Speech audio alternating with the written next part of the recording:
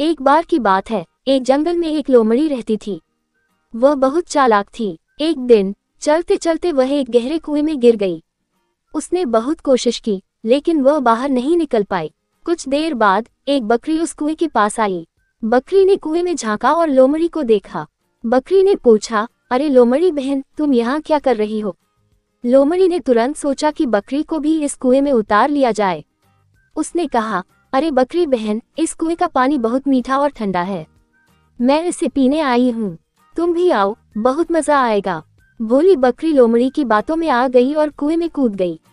अब बकरी भी कुएं में फंस गई, लेकिन बकरी को जल्दी ही समझ आ गया कि लोमड़ी ने उसे धोखा दिया है।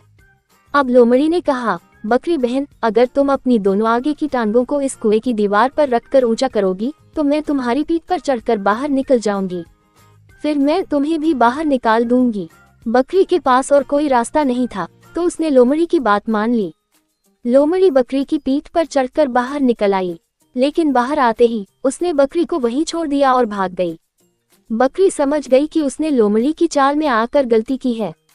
उसे सबक मिल गया कि किसी की बातों में बिना सोचे समझे नहीं आना चाहिए।